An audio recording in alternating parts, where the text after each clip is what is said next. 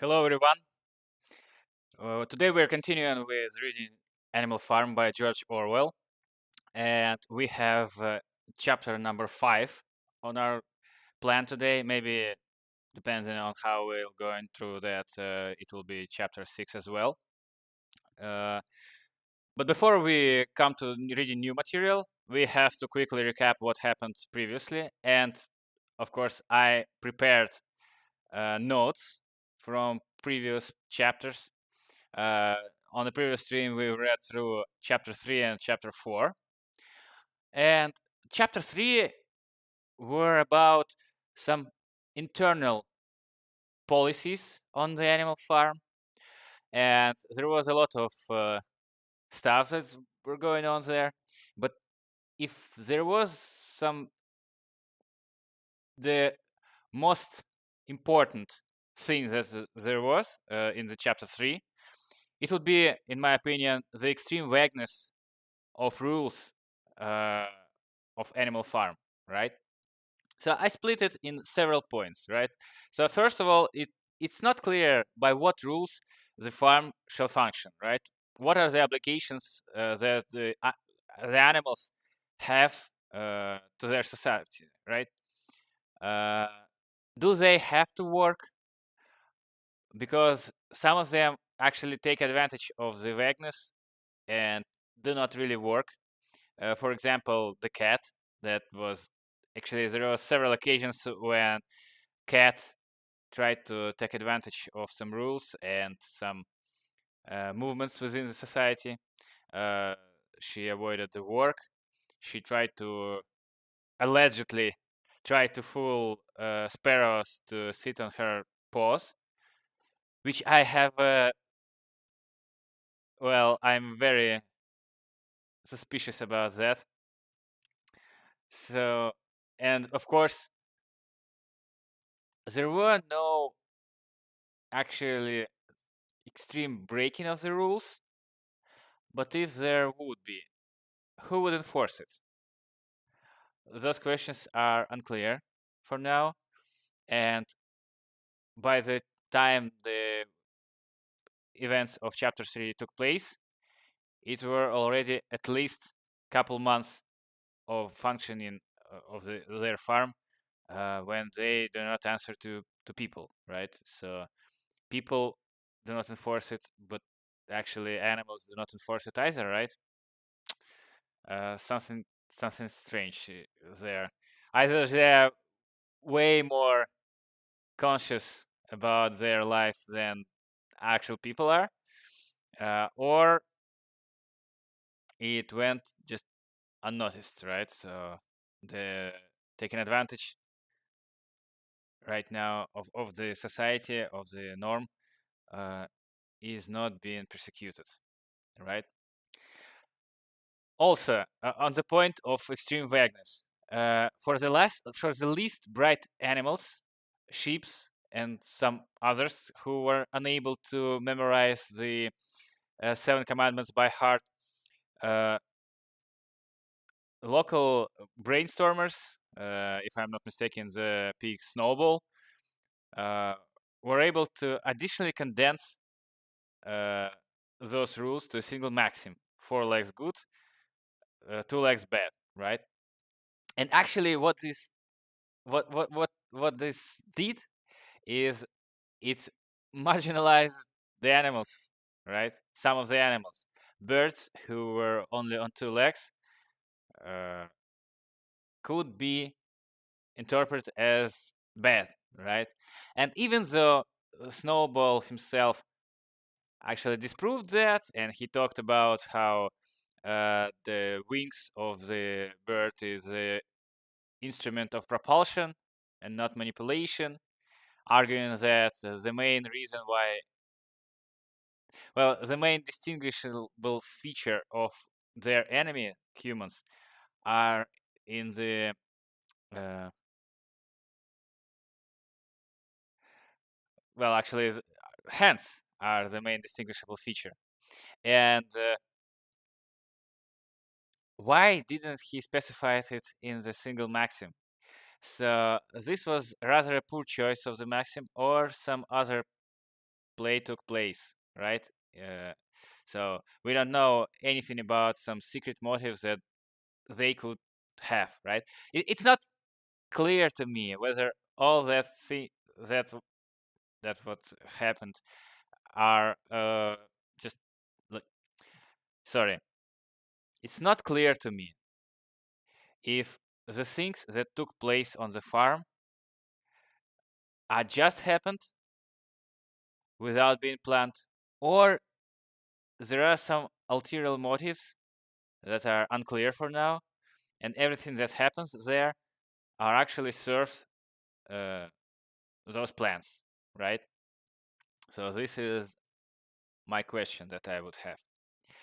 And the last thing that actually is outrageous is that pigs took the milk and apples for themselves, justifying that they needed it to keep them able to do all the brain work, which actually is true because they actually did all the brain work, and we do know that brain work requires some additional supplements.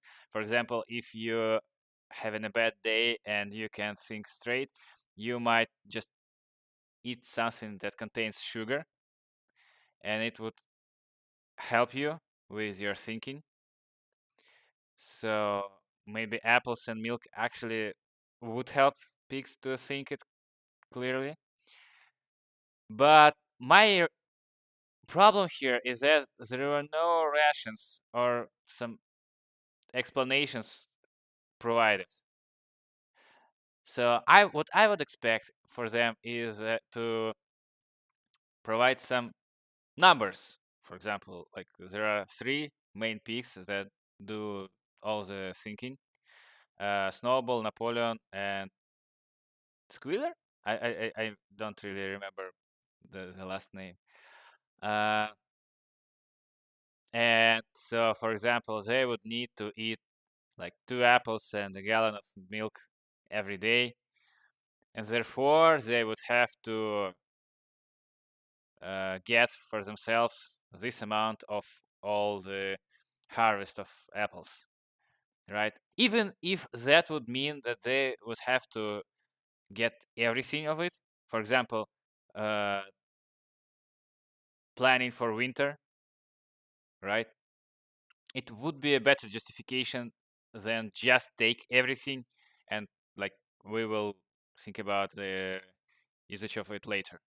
No, this is a bad precedent, and well, the law in society actually based itself on precedents, if I'm not mistaken, at least in some societies, which is more or less just way of doing that.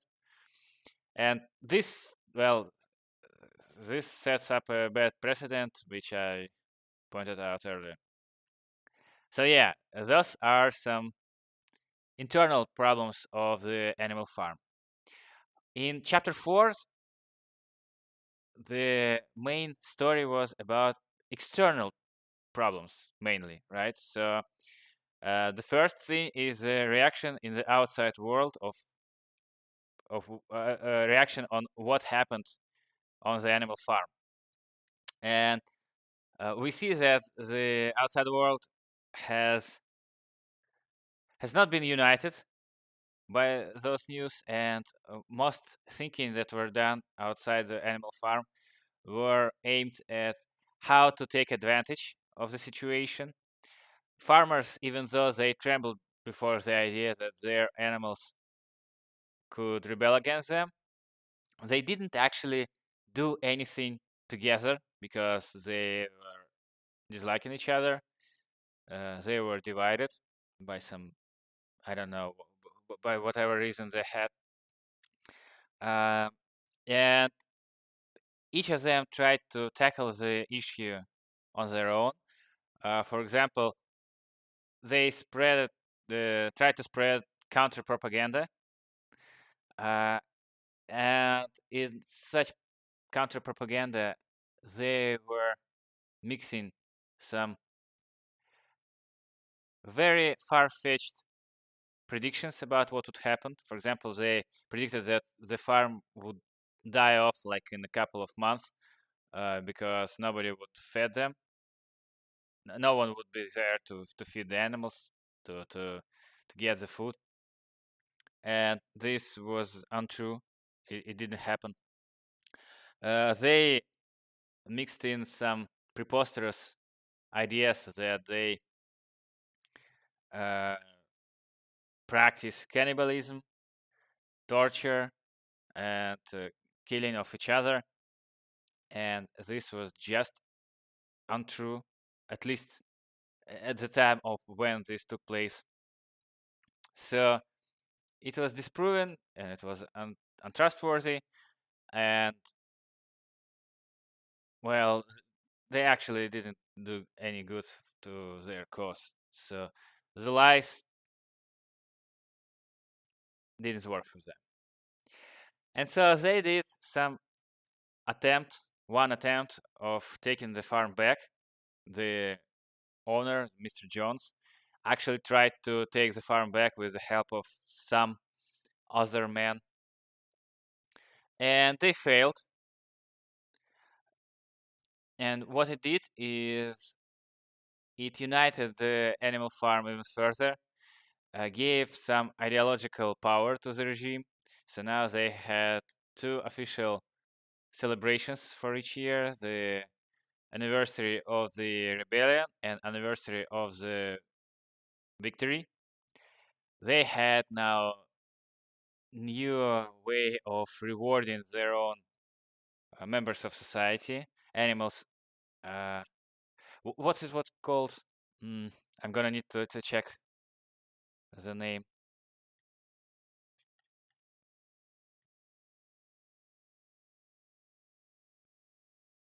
Aha, animal hero, first and second class, right?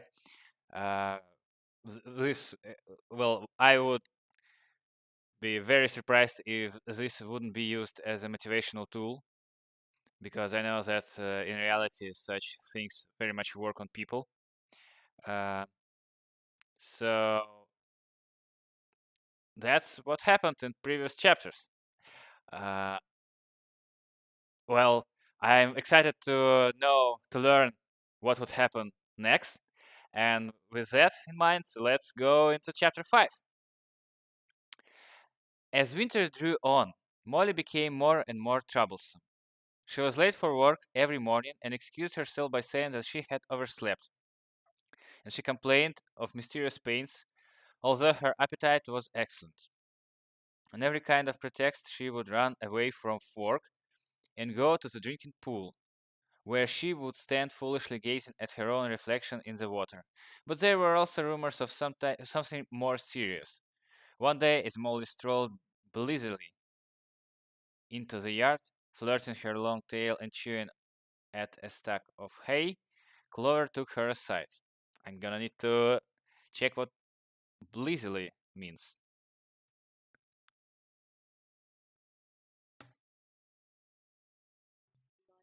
Blithely, sorry. Blithely. In a way that shows a casual and cheerful indifference, considered to be callous or improper. Happy or carefree manner.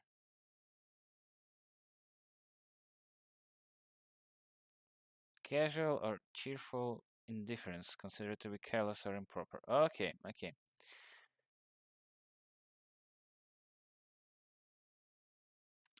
Okay, Clover took her aside. Molly, she said, I have something very serious to say to you.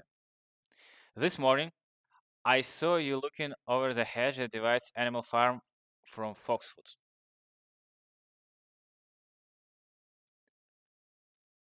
One of Mr. Pinkleton's men was standing on the other side of the hedge, and I was a long way away, but I am almost certain I saw this.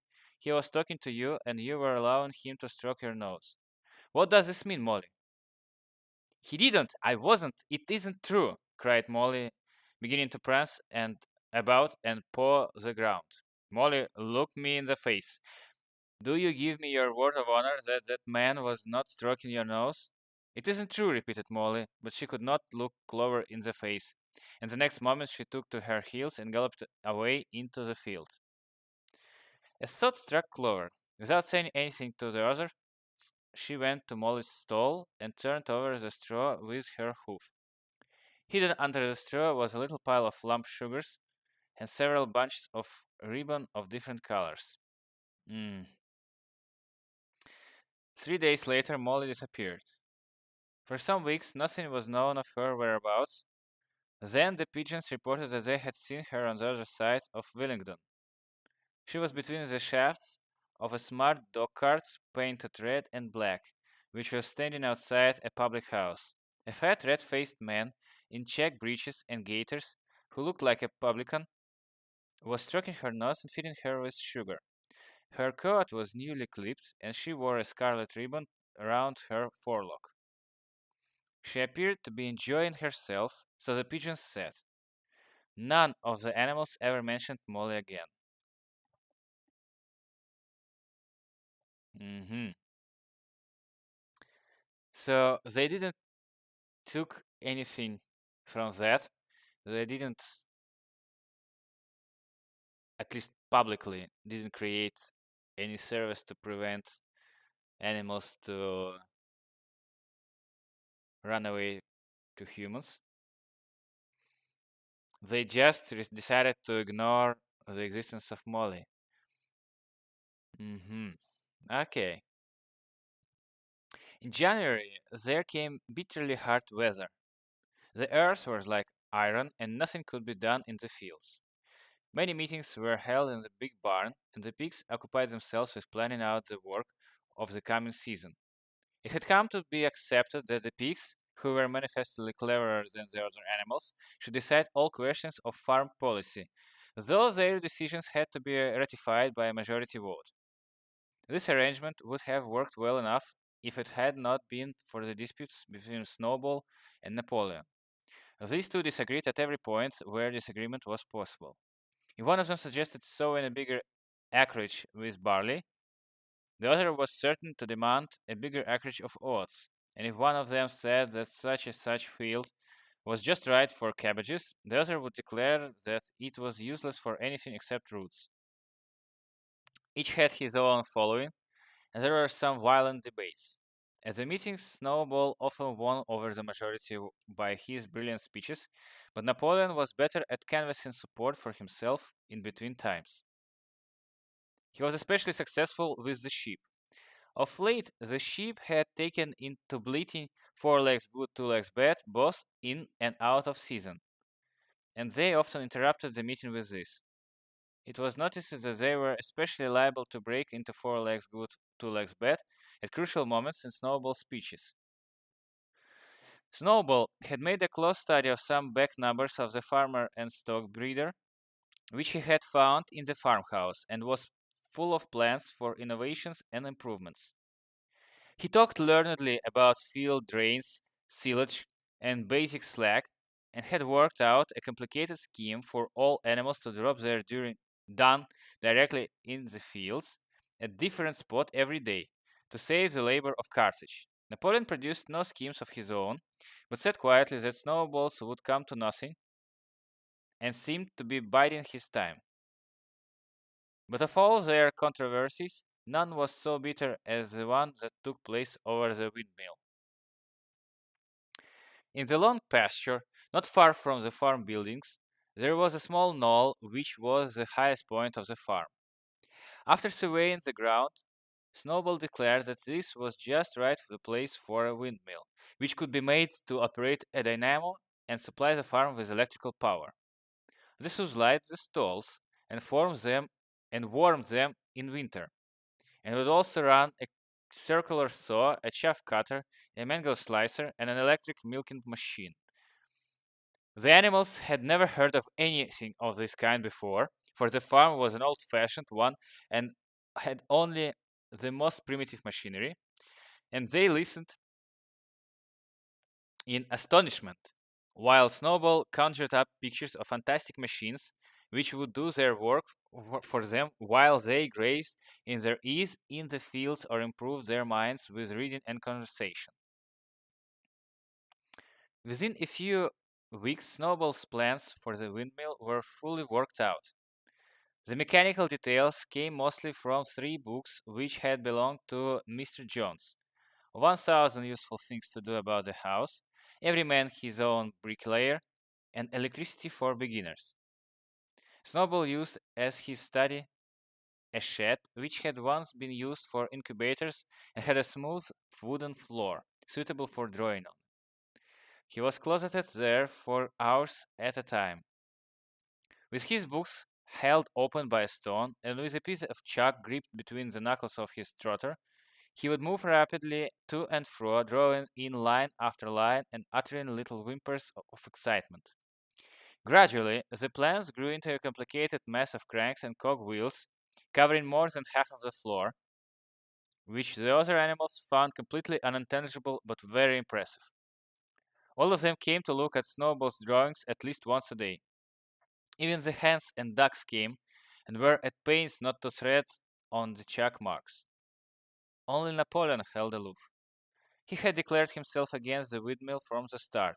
One day, however, he arrived unexpectedly to examine the plans. He walked heavily round the shed, looked closely at every detail of the plan, and snuffed at them once or twice, then stood for a little while contemplating them out of the corner of his eye. Then, suddenly, he lifted his leg, urinated over the plans, and walked out without uttering a word. Oh man, that is so disrespectful. I kind of thought that pigs on the farm would be inclined to some sort of collusion. So they would come up with some plans that would benefit them as a species, as pigs, to ensure their privileged position in a society. But it seems like it's not the case. So, from what I can see here, is that Napoleon himself tries to be not exactly be in a position, because it's not like, or maybe it is, because, well, Snowball clearly right now have the upper hand. He is the main brain work, as I remember from the chapter 3. He was the one who busied himself with creating lots of committees that would address very different problems, or at least possible problems on the farm, and also some policies that could be useful in some time soon. While Napoleon, well, I don't really even remember what Napoleon did. I remember that Napoleon did not really liked the idea of committees. And the thing that he did is that I absolutely remember is that he took 9 puppers, puppets, puppers, sorry, uh, to himself and secluded them in some way, uh, allegedly to give them an education. And I have a very bad feeling about this, because the first thought that came to my mind is that he might, well, eat them, because pigs do eat smaller animals, and they at least might do, especially the big ones, the big pigs. Uh, but also he could like make those puppies into his own guard that he would be able to use to overthrow the government of some sorts, whatever this is. And well, this character Napoleon, he's a very sketchy guy. Uh, we'll see what's going to happen, but I I don't really like uh, him at the moment. And now that in this situation, the conflict about creating a windmill, which, well, this actually it makes sense, the plan to create a windmill, even though the full plan, all of the details about creating electricity, milking machinery, and whatnot, even though they are not necessarily going to work, but at least to have some plans for the better future is a good thing. And the fact that Napoleon just disrespected it so much without proposing anything in return, and the fact that Napoleon, from what I understand, didn't actually propose anything at all, or very, very little of it. It's just so controversial point about his character. The whole farm was deeply divided on this subject of the windmill. Snowball did not deny that to build it would be a difficult business. Stone would have to be carried out and built into walls. Then the sails would have to made, and after that there would be need for dynamos and cables. How these were to be procured, Snowball did not say. So yeah, his plans were a little bit far-fetched. But he maintained that it could all be done in a year. And thereafter he declared so much labor would be saved that the animals would only need to work 3 days a week. Napoleon, on the other hand, argued that the great need of the moment was to increase food production, and that if they wasted time on the windmill, they would all starve to death. Well, actually, I feel like that's actually a valid point as well. And even though Napoleon did something disrespectful, I cannot deny that his point also is valid. Well, actually, I don't know how much food they produced and whether or not this danger of upcoming famine was a real one. If it is the case, of course, I would be on the side with Napoleon. But they also have to look for a better future, so at least to work a bit on the windmill would not be a bad idea. Even though if they would not be able to complete this project in a year, 2-year plan is also a good plan, I would think. Even a 3-year plan, even 10 years plan, right? The animals formed themselves into two factions under the slogan "Vote for Snowball and the 3-day week," and "Vote for Napoleon and the full manger." Benjamin was the only animal who did not side with either faction. He refused to believe either that food would become more plentiful or that the windmill would save work. Windmill or not windmill, he said life would go on as it had always gone on. That is badly. Cynical and pessimistic. So right in character of Benjamin. Apart from the disputes over the windmill, there was the question of the defense of the farm. It was fully realized that though the human beings had been defeated in the Battle of Cowshed, they might make another and more determined attempt to recapture the farm and reinstate Mr. Jones. They had all the more reasons for doing so because the news of their defeat had spread across the countryside and made the animals on the neighboring farms more restive than ever. As usual, Snowball and Napoleon were in disagreement. Let me try to guess what would happen. Snowball would say that the humans are uh, demoralized and would deny the possibility of the potential future invasion, but Napoleon would insist on creating defensive on increasing defensive capabilities of the farm, even though if I'm not mistaken, Snowball orchestrated the defense of the first invasion. Let's see if I'm right. According to Napoleon, what the animals must do was to procure firearms and train themselves in the use of them. According to Snowball, they must send out more and more pigeons and stir up rebellion among the animals on the other farms. Well, those both are actually good ideas because, well, while you might want to improve your own defensive capabilities, the best way to ensure your own safety is to start trouble on the enemy's territory. So I would be somewhere in the middle.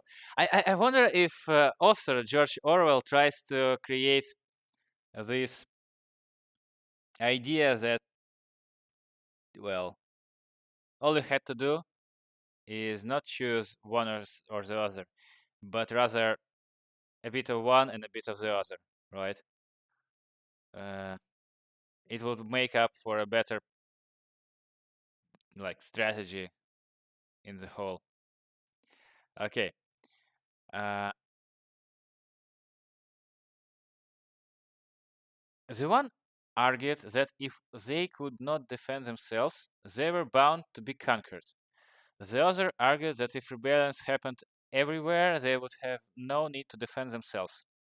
The animals listened first to Napoleon, then to Snowball, and could not make up their minds which was right. Indeed, they always found themselves in agreement with the one who was speaking at the moment. Well, classical, like, mob, right? Mob mentality. Not mob mentality, I guess sheep mentality, and the fact that there are actually sheep among them. And from what I remember, sheep actually was more or less inclined to not necessarily be on the side of Napoleon, but to create some disruptions during the Snowball speech. Uh, I would suspect that Napoleon is destined to win because he already have the gray masses at his side. At last, the day came when Snowball's plan were completed. At the meeting on the following Sunday, the question of whether or not to begin work on the windmill was to be put to the vote. When the animals had assembled in the big barn, Snowball stood up and, though occasionally interrupted by bleating from the sheep, set forth his reasons for advocating the building of the windmill. Then Napoleon stood up to reply. He said very quietly that the windmill was nonsense and that he advised nobody to vote for it, and promptly sat down again. He had spoken for barely 30 seconds and seemed almost indifferent as to the effort he produced. As this Snowball sprang to his feet and shouting down the sheep who had began bleating again, broke into a passionate appeal in favor of the windmill. Until now, the animals had been about equally divided in their sympathies, but in a moment Snowball's eloquence had carried them away. In glowing sentences, he painted a picture of Animal Farm as it might be when sordid labor was lifted from animals' backs. His imagination had now run far beyond chaff cutters and turnip slicers. Electricity, he said, could operate threshing machines, plows, harrows, rollers, and reapers and binders, besides supplying every stall with his own electric light, hot and cold water, and an electric heater. By the time he had finished speaking, there was no doubt as to which way the vote would go. But just at this moment, Napoleon stood up and, casting a peculiar sidelong look at Snowball, uttered a high-pitched whimper of a kind no one had ever heard him to utter before. At this, there was a terrible baying sound outside, and 9 enormous dogs wearing brass-studded collars came bounding into the barn. They dashed straight for Snowball, who only sprang from his place just in time to escape their snapping jaws. In a moment he was out of the door, and they were after him. Too amazed and frightened to speak, all the animals crowded through the door to watch the chase. Snowball was racing across the long pasture that led to the road. He was running as only a pig can run, but the dogs were close on his heels. Suddenly he slipped, and it seemed certain that they had him. Then he was up again, running faster than ever. Then the dogs were gaining on him again. One of them all but closed his jaws on Snowball's tail, but Snowball whisked it free just in time. Then he put on an extra spurt and, with a few inches to spare, slipped through a hole in the hedge and was now seen It was seen no more. Wow. So I was, yeah, when I said that one of two things will happen, either those dogs would be eaten as some pigs do, or Napoleon would raise them as his own guard. I actually impressed that I was able to kind of predict this situation.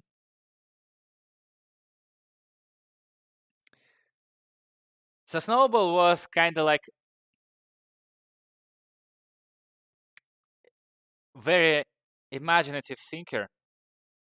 He planned for the brighter future, the better, the with more technological, with more leisure time.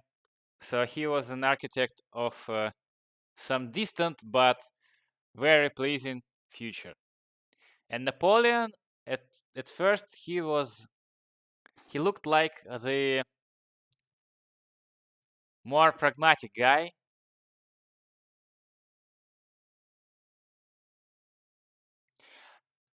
I hoped that the situation on Animal Farm would turn out that animals would vote for the windmill, and then windmill would turn out to be a disaster. They wouldn't be able to really make it work while suffering some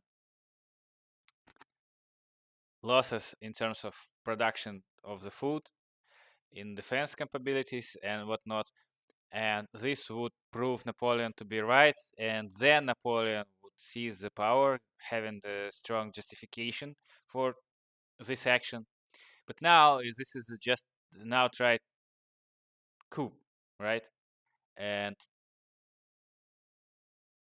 I don't even know what to think about that, but I already don't like it. Silent and terrified, the animals crept back into the barn. In a moment, the dogs came bounding back.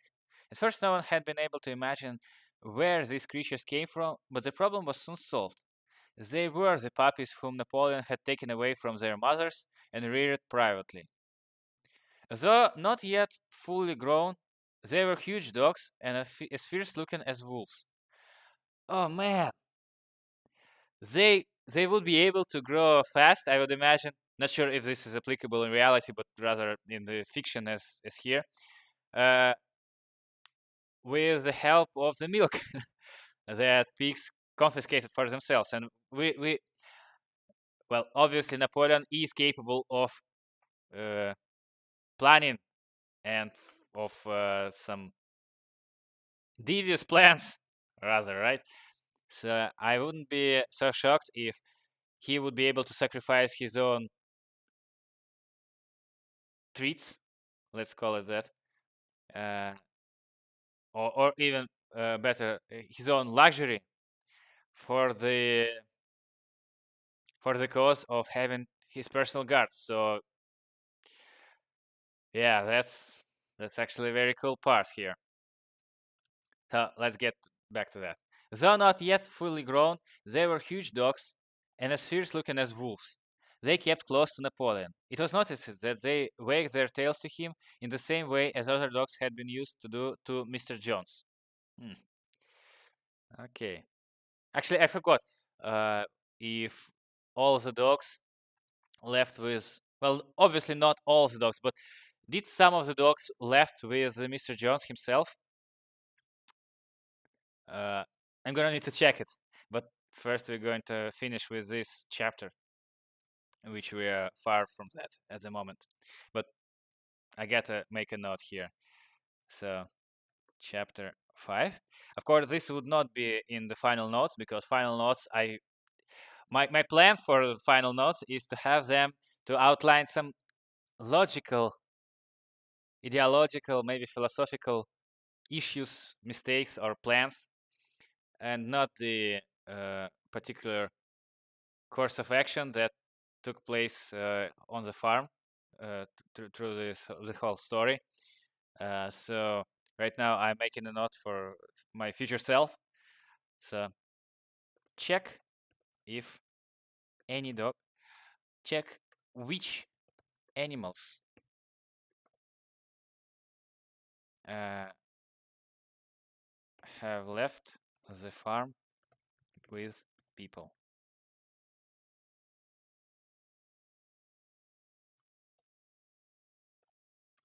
Some bullet points for me to remember later, to not forget. Okay, so Napoleon, with the dogs following him, now mounted on the raised portion of the floor where Major had previously stood to deliver his speech. He announced that from now on the Sunday morning meetings would come to an end. They were unnecessary, he said, and wasted time. In future, all questions relating to the working of the farm would be settled by a special committee of pigs, presided over by himself. This is a full dictatorship. These would meet in private and afterwards communicate their decisions to the others. No more democracy for animals. The animals would still assemble on Sunday mornings to salute the flag, sing Beasts of England, and receive their orders for the week. But there would be no more debates. Not good. In spite of the shock that Snowball's expulsion had given them, the animals were dismayed by this announcement. Several of them would have protested if they could have found the right arguments. Even Boxer was vaguely troubled. He set his ears back, shook his forelock several times, and tried hard to marshal his thoughts, but in the end he could not think of anything to say. Some of the pigs themselves, however, were more articulate. 4 young porkers in the front row uttered shrill squeals of disapproval, and all 4 of them sprang to their feet and began squeaking at once. But suddenly, the dogs sitting around Napoleon let out deep, menacing growls, and the pigs fell silent and sat down again. Then the sheep broke out into a tremendous bleating of 4 legs good, 2 legs bad, which went on for nearly a quarter of an hour, and put an end to any chance of discussion. Well, afterwards, Squealer was sent round the farm to explain the new arrangement to the others. Comrades, he said, I trust that every animal here appreciates the sacrifice that Comrade Napoleon has made in taking this extra labor upon himself. Do not imagine, comrades, that leadership is a pleasure. On the contrary, it is a deep and heavy responsibility. No one believes more firmly than the Comrade Napoleon that all animals are equal. He would be only too happy to let you make your decisions for yourself. But sometimes you might take the wrong decisions, comrades, and then where should we be? Suppose you had decided to follow Snowball with his moonshine of windmills. Snowball, who, as we now know, was no better than a criminal. This is like, oh man, this is painful to read. Just straight propaganda, not nothing else. He fought bravely at the Battle of the Cowshed, said somebody. Bravery is not enough, said Squealer. Loyalty and obedience are more important. And as to the Battle of the Cowshed, I believe the time will come when we shall find that Snowball's part in it was much exaggerated. Discipline, comrades, iron discipline. This is the watchword for today. One false step and our enemies would be upon us. Surely, comrades, you do not want Jones back? Once again, this argument was unanswerable. Certainly, the animals did not want Jones back. If the holding of debates on Sunday morning was liable to bring him back, then the debates must stop. Boxer, who had now had time to think things over, voiced the general feeling by saying, if Comrade Napoleon says it, it must be right. And from then on, he adopted the maxim, Napoleon is always right, in addition to his private motto of I will work harder. Man, I feel for Boxer.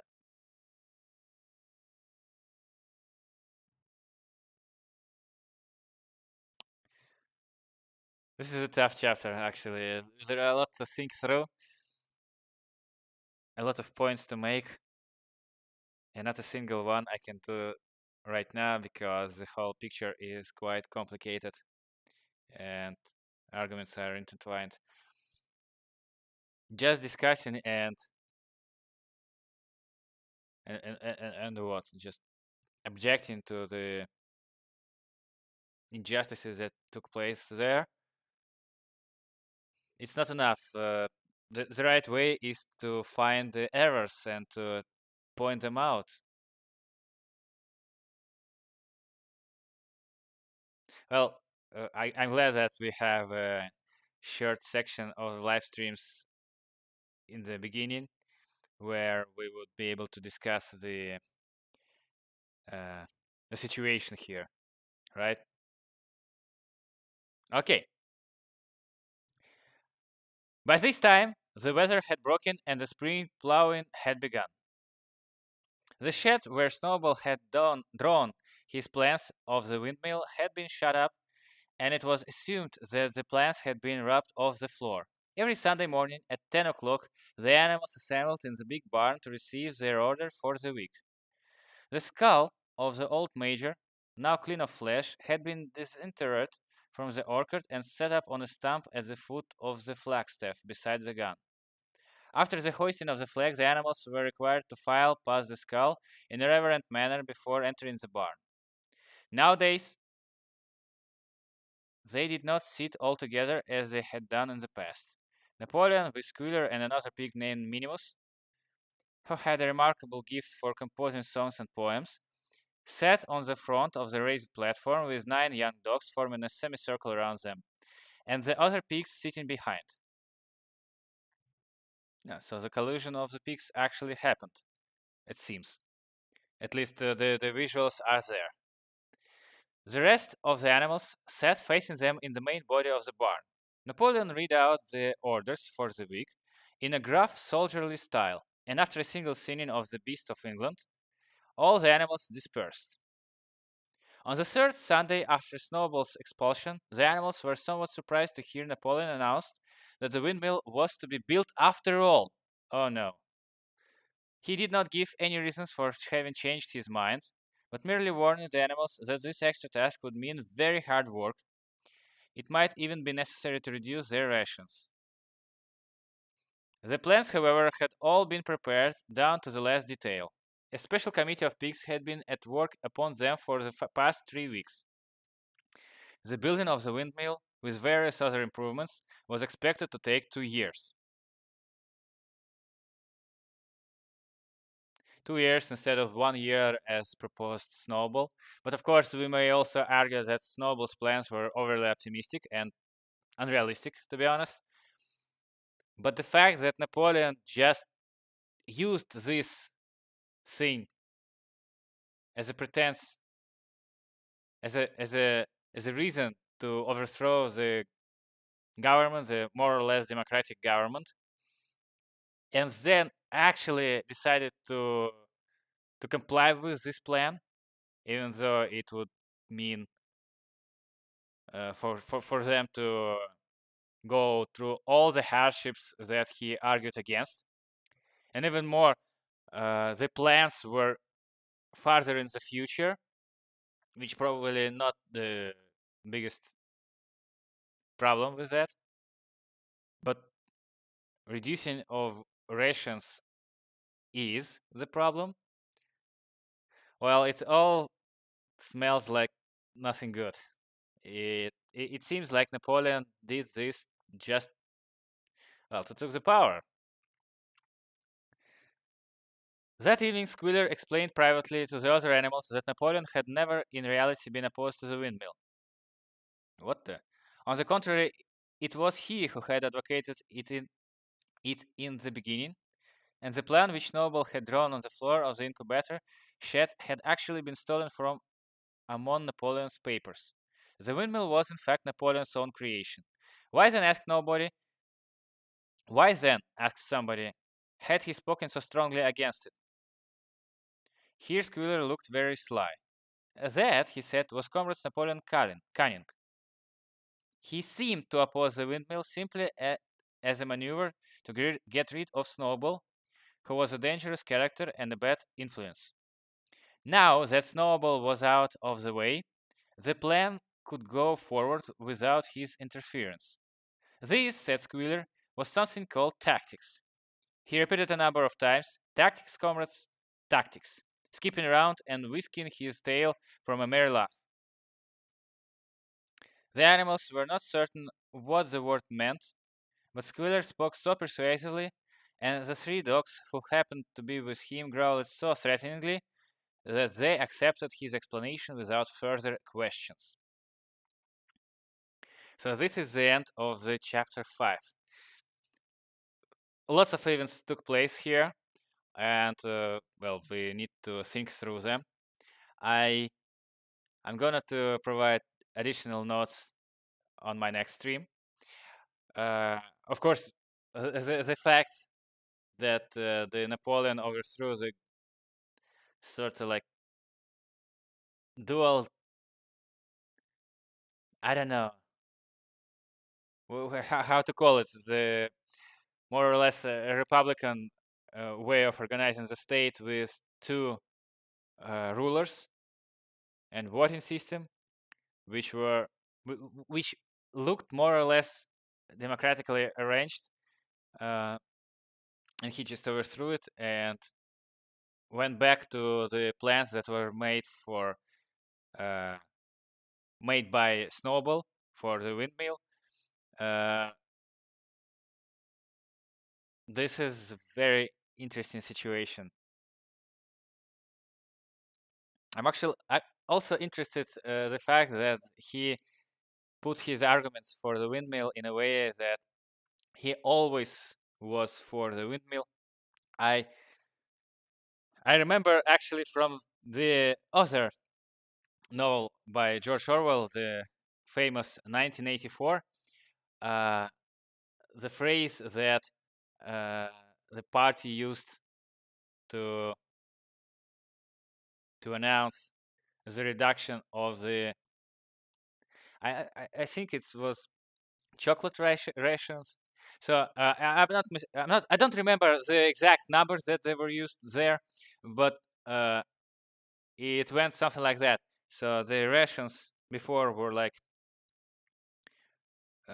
50 grams per week, and they had to cut it to 35 grams per week, and they announced that through enormous efforts carried out by the party and Big Brother himself, they were able to increase current chocolate rations to 35 grams. This is a genius phrase that just, and nobody would be able to like call them out for their lies, right? And this is, I wanted to check which novel came first. I have the idea that probably this one came first, but let me check. Animal Farm by George Orwell.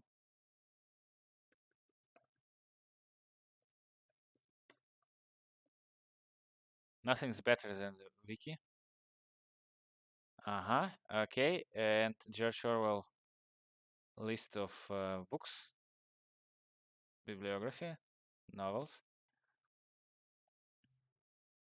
1984. Okay, sure. So Animal Farm actually was his earlier work. So I'm very excited with what happened right now through this chapter. I'm gonna think over it and would compose some notes.